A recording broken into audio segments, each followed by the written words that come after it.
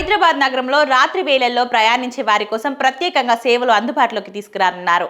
నగరంలో పెరుగుతున్న night life అలాగే నైట్ షిఫ్ట్ ఉద్యోగుల రవాణా ఇబ్బందిని తొలగించడానికి గ్రేటర్ ఆర్టీసీ ఈ నిర్ణయం తీసుకుంది. తొలి దశలో అత్యధిక రద్దీ ఉండే 6 ప్రధాన మార్గాలను ఎంపిక చేసి మొత్తం 30 బస్సులను నడపాలని అధికారులు ప్రణాళిక సిద్ధం చేశారు. రాత్రి 10:30 నుంచి తెల్లవారుజాము 5 గంటల వరకు ఈ బస్సులు ప్రయాణికులకు అందుబాటులో ఉంటాయి.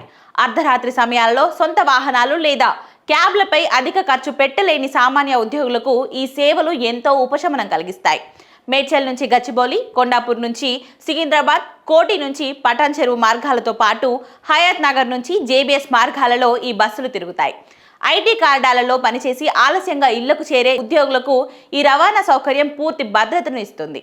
ప్రయాణికుల స్పందన ఆధారంగా భవిష్యత్తులో మరిన్ని ప్రాంతాలకు ఈ బస్సు సేవలను విస్తరించడానికి ఆర్టీసీ అధికారులు పరిశీలిస్తున్నారు.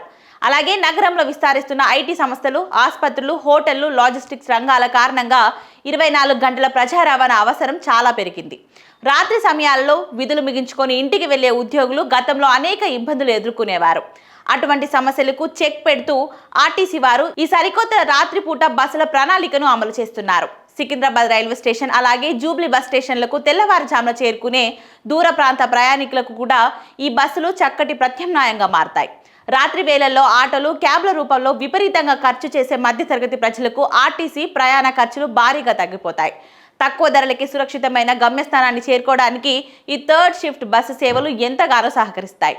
బస్సుల నిర్వహణ తీరు, ఆక్యుపెన్సీ రేటును బట్టి భవిష్యత్తులో మరిన్ని మార్గాలలో ఈ సేవలను పొడిగించాలని ఆర్టీసీ యాజమాన్యం భావిస్తుంది.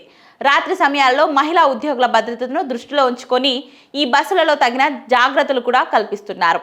నగర ప్రజల నుంచి వచ్చే స్పందనను బట్టి ప్రయాణ వేళలను అవసరమైన విధంగా మార్పులు చేసే అవకాశం కూడా ఉంది.